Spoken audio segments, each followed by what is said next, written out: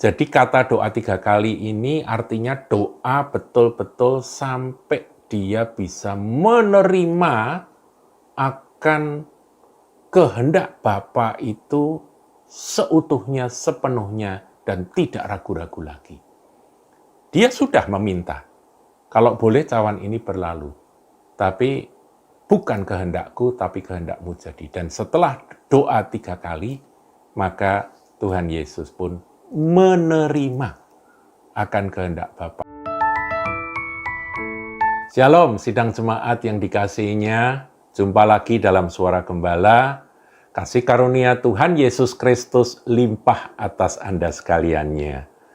Kali ini saya akan berbicara tentang prinsip doa 3 kali, yaitu yang juga disebut dengan prinsip doa Getsemani. Nah, saudara, kita akan lihat Tuhan Yesus ketika dia berada di Getsemani, dia berdoa 3 kali menghadap kepada Bapa. Ya, kita bisa baca itu di dalam Matius 26, ayat 36 sampai ayat 46 itu adalah narasi tentang doa Getsemani. Saya akan ambil beberapa ayat saja, saudaraku. Ya, saya akan bacakan ayat yang ke-38. Lalu katanya kepada mereka, hatiku sangat sedih seperti mau mati rasanya. Tinggallah di sini dan berjaga-jagalah dengan aku. Maka ia maju sedikit lalu sujud dan berdoa. Katanya, ya Bapa-ku, jikalau sekiranya mungkin, biarlah cawan ini lalu daripadaku, tetapi janganlah seperti yang ku kehendaki, melainkan seperti yang Engkau kehendaki. Jadi Tuhan berdoa, kalau mungkin biar cawan ini berlalu daripadaku, tetapi dia mengakhiri akan doanya, bukan kehendakku jadi, tapi kehendakmu yang jadi. Nah, kemudian dia selesai berdoa, dia melihat murid-muridnya sedang tidur, dia bangunkan, kemudian dia suruh murid-muridnya berjaga-jaga barang 1 jam pun, kok kamu ini nggak sanggup, begitu ya, ditegur murid-muridnya. Kemudian ayat 42, lalu ia pergi untuk kedua kalinya dan berdoa. Katanya, ya Bapakku, jikalau cawan ini tidak mungkin lalu, kecuali apabila aku meminumnya, jadilah kehendakmu. Dan ketika ia kembali pula, ia dapati murid-murid sedang tidur, saudara. Mata mereka sudah berat, dikatakan di ayat yang ke-43.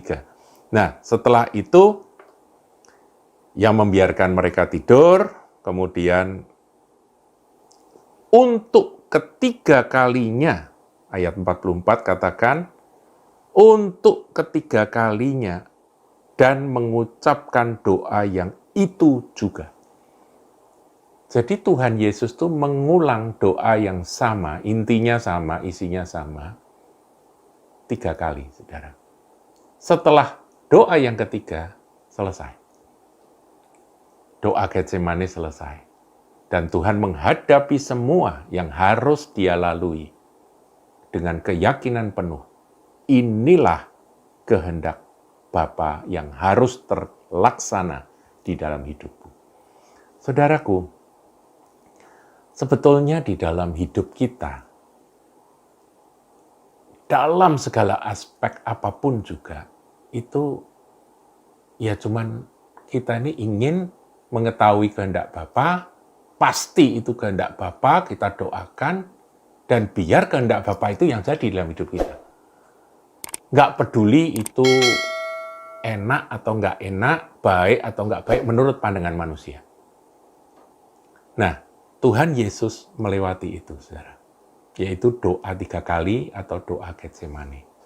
Jadi kata doa 3 kali ini artinya doa betul-betul sampai dia bisa menerima akan kehendak Bapa itu seutuhnya, sepenuhnya, dan tidak ragu-ragu lagi.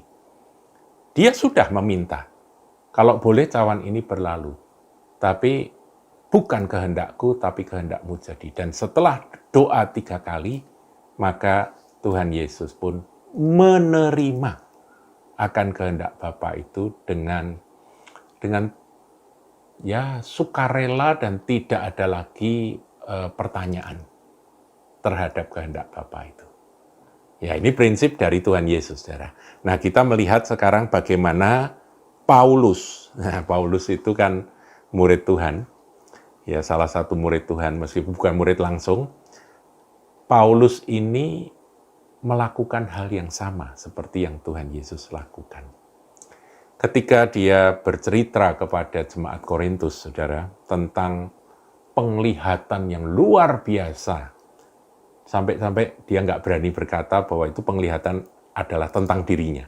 Ya, dia cerita tentang seorang Kristen 14 tahun yang lampau. Dia diangkat ke surga tingkat 3 dan mendengar, ya itu dia berkata, mendengar kata-kata yang tak terkatakan, yang tidak boleh diucapkan manusia. Itu ada di dalam 1 Korintus 12, saudara.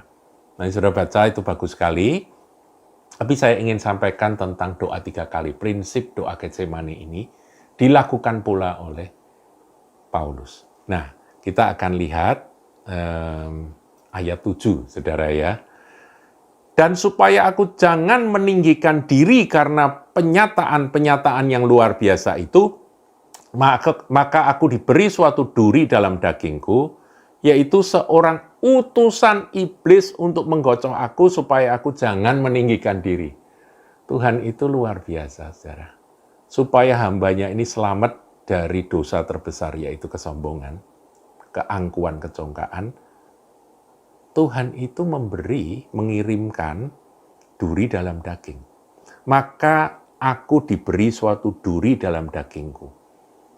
Banyak penafsir Alkitab, para ahli Alkitab, hamba-hamba Tuhan menafsirkan macam-macam tentang duri dalam daging. Tapi yang jelas, kalau Paulus berkata duri dalam daging, ya saudara bisa bayangkan sendiri. Tertusuk duri dan durinya itu tertinggal di dalam daging. Wah, itu nggak enak sekali, saudara. Itu yang dikatakan oleh Paulus tentang seorang utusan iblis. Saya nggak akan menafsirkan seorang utusan iblis betul-betul manusia yang mengganggu dia dan sebagainya, ataukah itu hanya satu jenis-jenis penyakit atau sakit tertentu di tubuhnya atau apa saja. Saya nggak mau ke sana, saudaraku, karena ini ada banyak tafsir mengenai hal itu. Tapi yang jelas kita sepakat duri dalam daging tidak enak. Setuju ya, saudara? Duri dalam daging tidak enak. Nah, ayat 8, perhatikan. Tentang hal itu aku sudah 3 kali berseru kepada Tuhan, supaya utusan iblis itu mundur daripadaku. 3 kali. Ya. Dan setelah 3 kali, nanti kita akan lihat Paulus menerima duri dalam daging itu dan hidup bersama duri dalam daging itu, tanpa mempertanyakan lagi. Nah, tentang hal itu aku sudah 3 kali berseru pada Tuhan supaya utusan iblis itu mundur daripadaku. Mungkin ada banyak orang-orang yang membaca ayat ini, mereka berkata, Paulus ini gimana sih? Paulus itu mestinya iblis itu nggak usah, kalau ada iblis ganggu, nggak usah doa sama Tuhan. Ada utusan iblis ganggu, ya langsung diusir saja. Tengkeng saja dalam nama Yesus, pasti iblisnya undur gitu ya. Utusan iblis itu pasti akan lari terbirit-birit seperti anjing yang mencawat ekor sambil menggonggong lari. Apakah seperti itu, saudaraku? Saudara, saya ingatkan ya bahwa Efesus pasal yang ke-6 itu tentang peperangan rohani, selengkap senjata Allah dan sebagainya, itu yang ngajari Paulus loh. Jadi kalau soal usir-mengusir setan, tengking-menengking itu, dia itu justru ahlinya ahli ya. Jadi dia itu ahlinya ahli di dalam urusan usir-mengusir setan, tengking-menengking setan, itu dia jagonya, saudara. Nggak usah diajari, saudara. Kita yang belajar dari Rasul Paulus ini. Dia sudah lakukan itu pasti. Dan ketika itu tidak berhasil, maka dia menghadap Tuhan dan dia minta kepada Tuhan. Berapa kali dia berdoa? 3 kali. Dan 3 kali pula dia menerima jawaban ayat 9. Tetapi jawab Tuhan kepadaku, cukuplah kasih karuniaku bagimu, sebab justru dalam kelemahanlah kuasaku menjadi sempurna.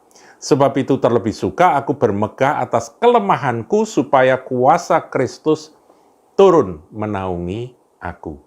Karena itu aku senang dan rela di dalam kelemahan, di dalam siksaan, di dalam kesukaran, di dalam penganiayaan dan kesesakan oleh karena Kristus. Sebab jika aku lemah, maka aku kuat. Jadi akhiri dengan sebuah kalimat yang sangat terkenal. Jika aku lemah, maka aku kuat. Paradoksi ini ditemukan dan menjadi pegangan bagi orang-orang percaya.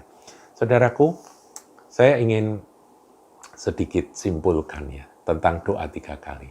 Di dalam hidup ini, kita sadari hidup ini sementara. Kita sudah belajar tentang iman, kita sudah belajar tentang kedahsyatan kuasa dinamisnya Roh Kudus dan sebagainya, tentang doa yang memindahkan gunung dan sebagainya, kita sudah belajar. Tetapi kita juga harus belajar tentang doa 3 kali ini. Doa 3 kali ini adalah doa untuk menemukan kehendak Bapa terhadap sesuatu yang kita anggap tadinya itu bukan kehendak Tuhan. Paham ya saudaraku ya?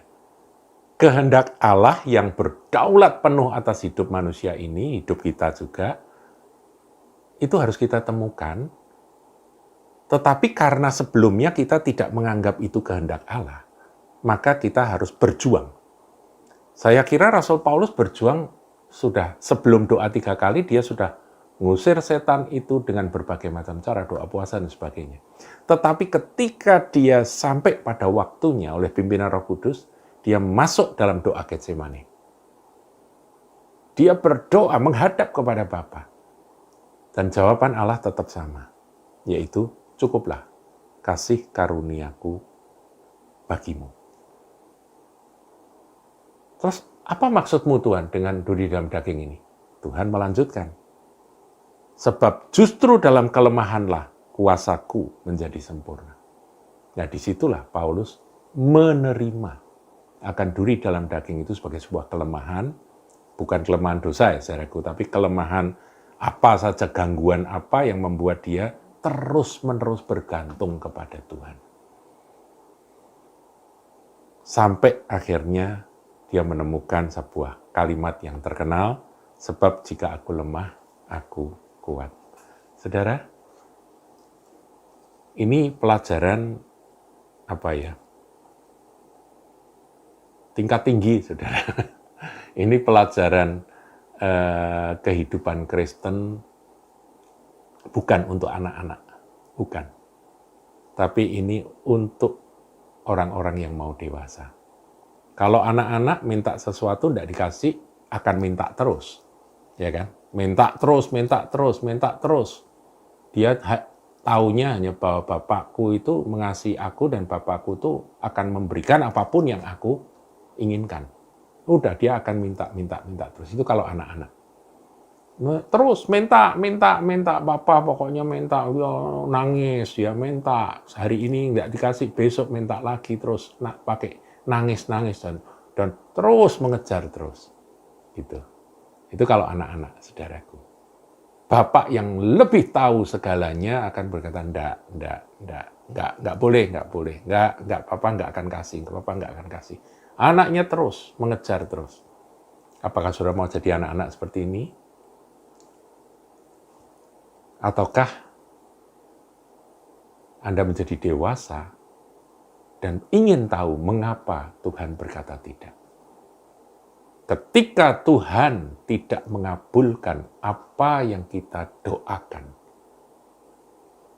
maka kita harus mencari tahu, mungkinkah itu kehendak Bapa di dalam hidupku ini? Dan kalau itu memang benar merupakan kehendak Allah, kehendak Bapa, kehendak Tuhan dalam hidup kita, maka kita harus menerimanya seperti Yesus menerima akan cawan itu dan meminumnya. Seperti Paulus menerima akan duri dalam daging itu dan berkata, ketika aku lemah, aku kuat. Biar duri dalam daging ada di dalam tubuhku. Karena aku percaya ini justru membebaskan aku dari kesombongan. Ini justru membuat aku selamat, aku aman. Saya berharap saudara menerima akan kebenaran ini dengan lemah lembut dan jadikan ini tambahan pengetahuan ketika Anda berdoa dan betul-betul Anda bergumul terhadap sesuatu dan tidak menerima akan jawaban yang seperti apa yang Anda kehendaki. Mungkinkah waktunya Anda berdoa, doa Getsemani atau doa 3 kali tersebut? Tuhan memberkati. Jangan lupa like, comment, share, dan subscribe channel GKBK Hal Semarang.